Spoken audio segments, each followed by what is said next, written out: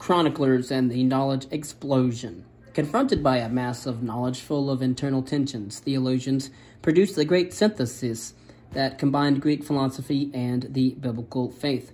However, chroniclers with wider local and regional aspirations, who were left without such schemata as world ages or empires for structuring the post-incarnation period, simply stuffed their works with the now abundant material.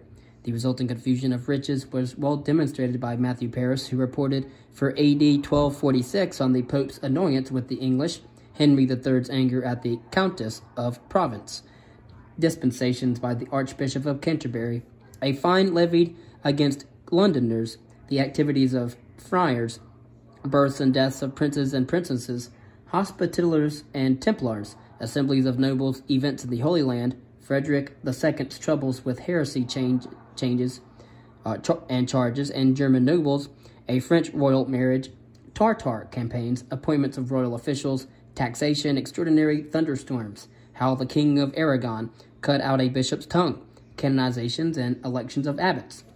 The wish to put new knowledge to work also showed when, in the 1100s, an increasing number of marginal notes were added to older chronicles. The chronicle, as a storehouse of historical knowledge, was only a short distance from the histories included in the contemporary encyclopedic works. In Honorius Augusto Donensis and his Image of the World, history became embedded in a mass of data, particularly on geography and chronology.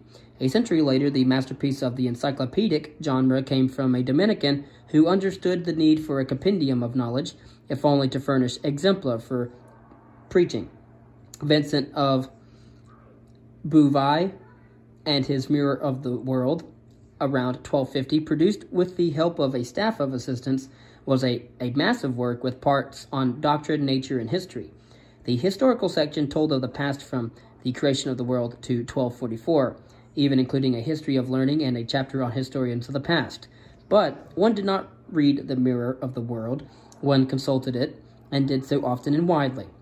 The ideal of a chronicle as a narrative was replaced here by the ideal of the encyclopedia as a handy reference. A less elaborate work, The Chronicle of Popes and Emperors by Vincent's contemporary and fellow Dominican Martinus Polanus, or Martin of Troppau, served many a scholar as a handbook.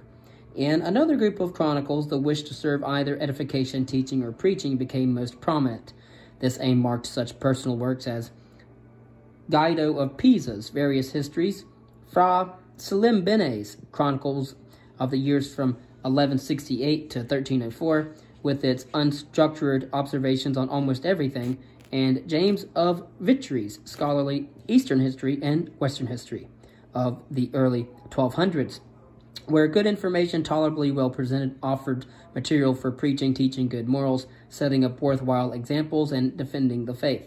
Even more directly aimed at the general public and widely used by preachers preparing for sermons at the time was a certain kind of quasi-encyclopedic work, usually called Flowers of History. These digest histories were compendia of items that were gleaned from various chronicles, highlights of history works which were quite often strong in regional flavor and never failed to offer the reader information together with plenty of stories and moral exempla. The practical utility of these scholarly and popular historical handbooks explains why so many of their authors were friars. These clergymen understood well the needs of the teacher and preacher in the new setting. The wish to encompass all knowledge of past should have stimulated the writing of world chronicles, and if we take only numbers as the yardstick, it did. We know of about 40 significant world chronicles, which were variously called Chronicle, Historical Mirror, Compendium, Breviarium, Summa Historiam, Catalogue, Mar Historianum, or Memorial Historianum. But if we consider substance and organizational structure in these historiarum structure, these chronicles manifest serious problems. A 14th century English chronicle, the Polychronicon, by the Benedictine monk Ranulph Higden, testified clearly to the precarious status of the contemporary world chronicle. In his introduction, Higden showed how aware chroniclers were of the need to bring the increasingly substantial knowledge about the past under the control of some order or some scheme, in accordance, of course, with the Christian faith. His contribution was an inventory of 8 sets of auxiliary knowledge needed for the full understanding of history. Description of locations of events. 2. Status rerum, or human straying from a reconciliation with God. 3. The 3 ages, before the law, under the law, in grace. The 4 world empires, Assyria, Persia, Greece, Rome. The 5 world religions, nature worship, idolatry, Judaism, Christianity, and Islam.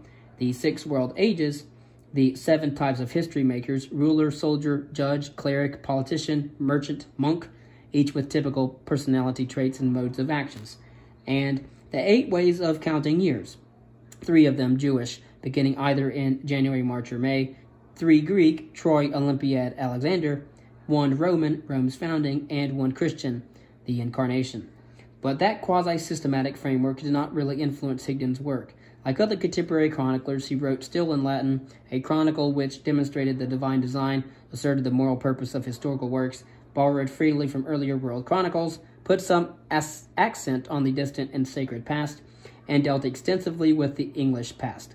All in all, he failed to produce more than compendium. Nevertheless, already in 1387, the work was translated into English by John Trevisa and became so popular that not only was it continued by others, but the pioneering English printer, William Caxton, chose the Polychronicon as one of the first books that he would publish. Apparently, the Polychronicon's blend of religious zeal, factual knowledge, good stories, and extensive coverage of the British history was a fortunate one. Evidently, the best that chroniclers could do, given the situation that they were in, was to be encyclopedic, to instruct, to narrate, and to still use the series temporum as the sole means of organization. The multifaceted historiography of a great war. The so-called 100 Years' War between England and France really was a series of campaigns interrupted by long lulls and ended in 1453 with France and England cutting centuries-old ties. Despite the profound consequences for the destinies of the two countries, the 100 Years' War between England and France was not treated in any historical note. Rather, it was mirrored in chronicles, biographies, reflective pieces, and quasi-chivalric histories. We did not really have a history of the 100 Years' War. Monastic historiography, fading rapidly in scope, substance, and vigor, contributed little to the record of the 100 Years' War. Only Thomas Walsingham's Greater Chronicle, now lost today, achieved distinction as a continuation of Matthew Paris's work to 1420. Segments of it appeared separately as English History, 1272 to 1422, Chronicle of England, 1328 to 1388, and the Annals of Henry IV, 1399 to 1406. Walsingham's chronicle was not innovative in form, style, or selection of events. Its only remarkable feature was the author's exceptional enthusiasm for the Roman classics, an omen of things to come in the Renaissance of the 14th century onward. Biography benefited since the war created many heroes and one heroine. Among English kings, Henry V received most attention. One of his biographies became important not for what it told, but for how it told the story. The Italian humanist Tito Livio Frulovisi wrote the biography in a manner that foreshadowed the Italian humanist influence on history writing. Thomas Elham's Liber Metricus was less of a historiographical marker, but more informative.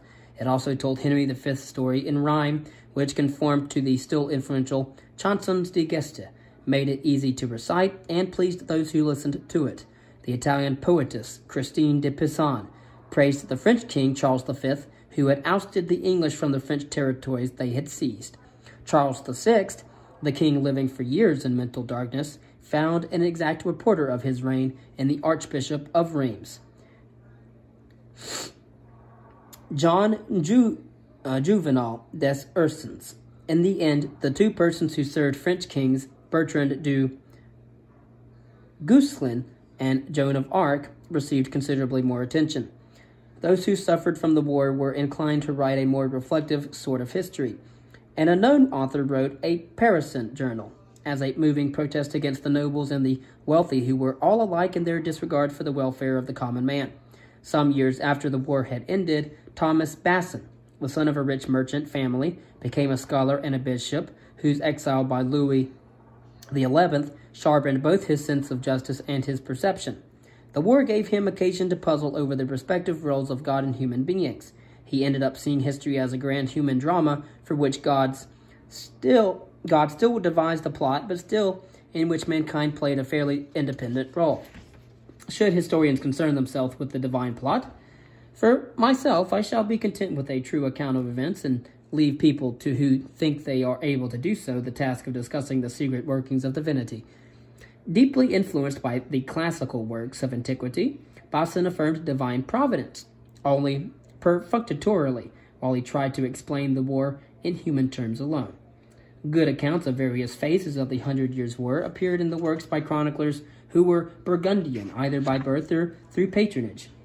Jean le Bel, Jean Froissart, Oliver de la Marche, Georges Chastelain, and Enguerrand de Montstrelet. They all focused their attention on Western Europe and offered a thorough and sympathetic treatment of Burgundian history. All of them, however, served in one way or another the ducal family. Chastelain and de la Marque did so as official historiographers of the Dukes of Burgundy. In the late 14th and early 15th centuries, the realm of the Burgundian dukes had become the last refuge of the life of chivalry, and the chroniclers were sufficiently enamored by that life to describe it fully and to shape their purpose in writing history accordingly. In order that the honorable enterprises, noble adventures, and deeds of arms which took place during the wars waged by France and England should be fittingly related and preserved for posterity, so that brave men would be inspired thereby to follow such examples, I wish to place on record these matters of great renown. Aristocrats were pleased, and the Dukes of Burgundy loved to have their historians read the narratives to them. In these stories, with their joyous affirmation of the mundane, the traditional Christian elements of historiography vanished. On occasion, Chastelain spoke of the transitoriness of human life. Froissart, a cleric, managed a few phrases about fortune and how the world rolls on. It was as if the society which stabilized around old forms sought in its histories reassurances of stability above all, and wanted to forget about change. Although towns and townspeople were decisive features of the Burgundian realm, since their economic productivity made the whole chivalric revival possible, their role in the chronicles remained that of a backdrop. At that, they still fared better than the peasants. The Jacquerie, the French peasant rising of 1358, was described as an act of mad dogs, and a subsequent English peasant rebellion led Froissart to point out the grave danger to the social order when the rebellious peasants claimed that they were men formed in the image of their masters, and they were treated as animals. This was a thing they could no longer endure, wishing rather to be all one and the same. Without God's intervention, the mischief would have spread until every community had been destroyed, and Holy Church afterwards, and all wealthy people throughout the land. The Burgundian chroniclers treated the Great War as a glorious tournament, and were equally oblivious to the sacred dimension of life and to the changes in the social structure they themselves naively noted. Towns acquire a past. Great changes, a philosopher once said, come on dove's feet, and from AD 1000 on, in just such a way, a change had been transforming the European physical and cultural landscape. Towns were growing into denser and denser patterns, particularly in Lombardy, Tuscany, northwestern France, Flanders, the Low Countries, and eastern Catalonia. At first, these cities remained integral parts of the old political entities. Then slowly, and often in bitter struggles, they acquired varying degrees of autonomy. Hence, the stories of cities were told first in the historical accounts of the established powers with whom the towns collided, in the gesta of bishops, or in the stories of rulers and nobles. Before long, however, the new urban way of life that had its own rhythm and image of the world prompted some burghers to write about the past, and when they did so, they mirrored the different world of the burgher. Each city chronicles were little more than lists of office holders and actions of public bodies, with some random notes on events added. With increasing pride in a town's accomplishments and any ever-clearer awareness of a special urban way of life came the enrichment of the chronicles. Not everywhere, once must hasten to say, did the city chronicle flourish. The French cities remained historiographically barren, and we do not know why. But while Paris stood mute on her past, London found many narrators of its story. During the 13th century, for example, a town official, most likely the alderman Arnold Fitz-Thedmar, compiled the Chronicle of the Mayors and Sheriffs of London. He spoke of the elections and appointments to town offices, of rules, laws, and regulations, and conjured up a small world in which commerce prevailed with its concerns about weights, markets, measures, and fishermen's nets, as well as lawsuits. By the 14th century, the Chronicles of London, a collective name for a welter of such records, showed the urban chronicle that had come of age. Mayors and sheriffs received at least as much attention as kings, and crimes and prices were on par with many national events. For the early periods of English history, many chroniclers accepted the Rut, which was a translation and adaptation of a French narrative that traced the English past to Troy and Brutus. It was a vastly popular text, and together with the London Chronicles and the Polychronicon, dominated the view of the English past around 400. German town dwellers celebrated their cities in a multitude of chronicles, with the great Annals of Cologne being the most highly regarded. On occasion, urban historiography in Germany was captivated by the vision of a universal Christendom. It tempted Hartmann Schlegel in the late 1400s to expand his Nuremberg Chronicle to an ambitious world chronicle. One of the richest chronicle traditions was built in Italian cities, particularly in Florence, where in the late 1200s, the late 13th century, and the early 14th century, Dino Compagni, Ricordano, Malaspini, and Giovanni Villani wrote substantial chronicles. Villani's Florentine Chronicles, the most famous of them all, still began with a biblical event, not the creation of the world, but the building of the Tower of Babel. But after a brief account of the sacred story, the chronicle quickly turned to early Florentine history and its traditional items: the city's foundation by Caesar, its destruction by the Ostrogoths, and its rebuilding by Charlemagne. The Florentine destiny remained always close to that of Rome, the mother city. Overarching the Florentine theme in the artless account, which stitched together items from earlier chronicles, was Villani's constant affirmation of divine providence and of the instability of the temporal world caused by sin. Indeed, Giovanni Villani used the Christian sin and punishment cycle as the motor of change.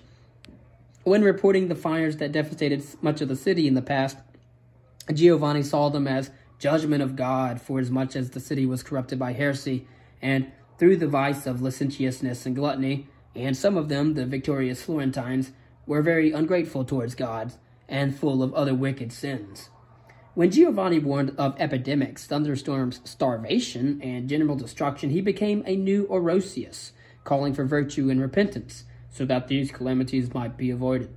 Just as a strong passion, however, was reserved for Florence in the Patria, it made Giovanni view wars, empire, and grand politics from a Florentine perspective and elevate to considerable importance descriptions of the city's families, quarters, fires, administrative and constitutional changes, and routine, including even road paving. Giovanni's brother, Matteo, who continued the work, was a survivor of the Black Death of 1347 to 1350. Not surprisingly, he stressed even more strongly the moral nature of history. The flood had wiped out the sinful world except Noah and his household and the animals, and the Black Death had visited God's punishment on the contemporary world. Yet he also spoke of a capricious fortune and of comets affecting human fate. Both came to be popular concepts during the following centuries, as the Greco-Roman idea of fortune came back into the world picture. After 1250, the chroniclers could have looked with some bafflement at the problems they encountered in their work, but such a reflection was far from their minds. The problems that, in retrospect, befell historiography at that time must have appeared to them as manifestations of richness, while we see a struggle with an overwhelming volume of material, an inability to master the more complex world with the universal schemes of the old, a loss of the monastic world as the nurturing soil, and the emergence of the world of the burgher. Chroniclers could just as well have pointed to the chronicle's amazing capacity for adaptation. There were chronicles presenting encyclopedic knowledge, others gratifying local, including urban and regional interests, and again, others serving as devotional texts and source books for pastors. Indeed, they were right in not sensing a crisis of the chronicle, because up to the 1400s, the traditional view of history did not change at all. God's providence, up until the early 15th century, still supplied order and meaning in life in the world, even when chronicles became well-nigh amorphous. Only as the wrenching experiences of the next 4 centuries weakened the medieval Christian view of human destiny would new historiographical interpretations appear, and medieval historiography gradually disintegrate. And so we'll go from the 15th century, 16th century, 17th century, and 18th century next.